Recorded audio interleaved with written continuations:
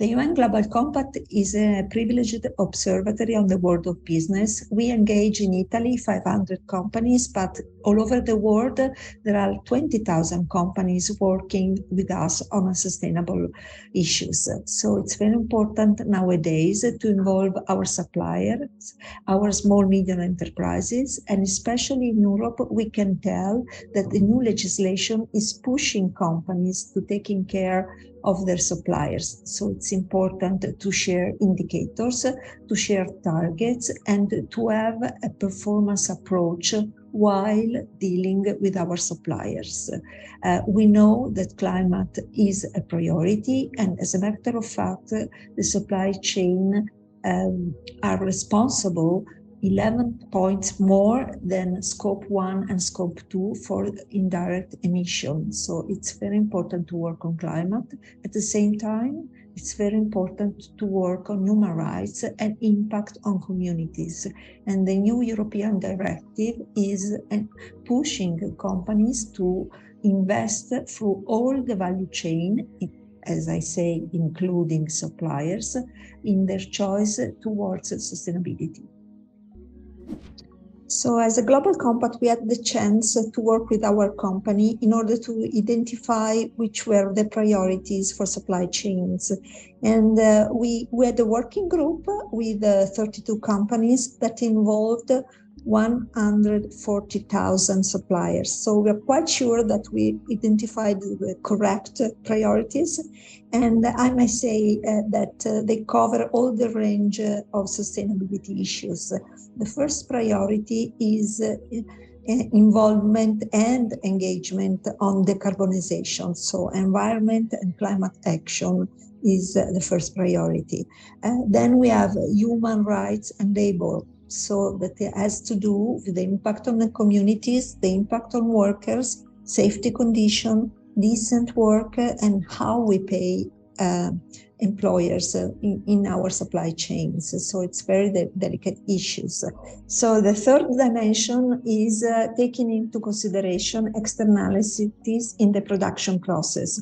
So it's important that companies try to reduce waste, to recycle materials, to work in an efficient way in order to have a positive impact and not a negative impact while producing their products.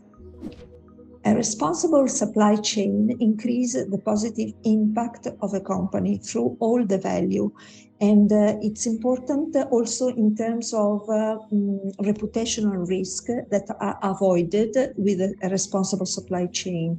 Let's think about environment misconduct or even worse, human rights abuses. So it's really important to work together in order to have a more resilient and more competitive supply chain and, at the end of the day, a positive impact for all of us. For a company involving the supply chain in a sustainability path, it's a strategic choice. So it has to be considered as an investment. It takes time, but it's also gives interesting results. Of course, companies have to choose and democratic approach and share all the knowledge, all the instruments, all the tools with their supply chains. At the same time, they will have a long-term alliance with the suppliers because they will benefit of all the instruments that the corporation can share with them, and also will become a more reliable partnership in the competitive environment.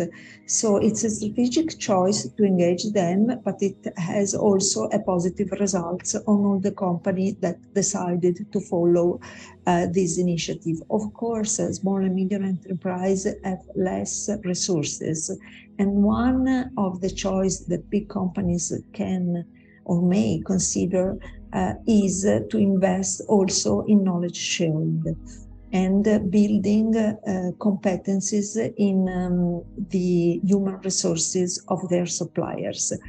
Also, instruments are important. For instance, the ethical code, the code of conduct, and all the software that can be used at the same time.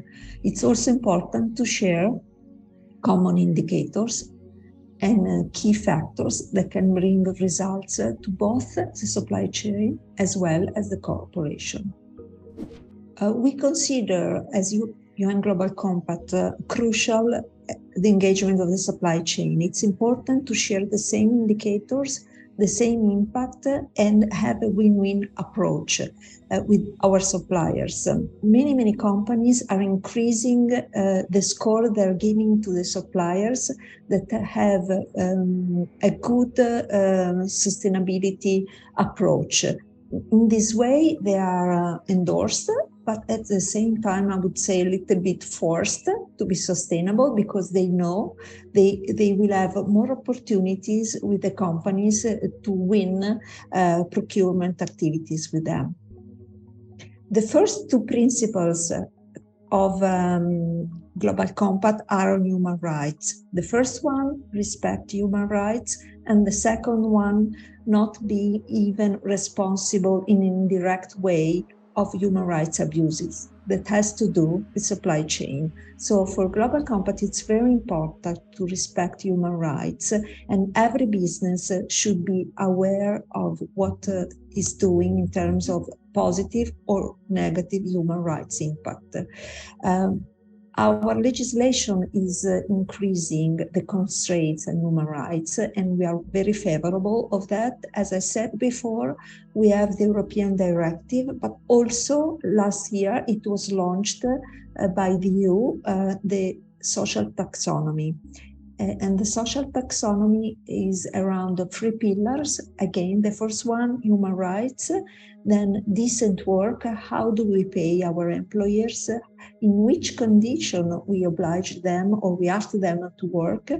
And the third one is sustainable and inclusive communities. That has to do with also the education of our clients in the way they approach the products and use the products. So we think that all the trends are moving towards a more careful approach on human rights, and they are becoming more and more a priority and linked to a sustainability concept. So not only environment, but social issues are crucial, and they are, I would consider them equal in order, as we say, not to leave anyone behind.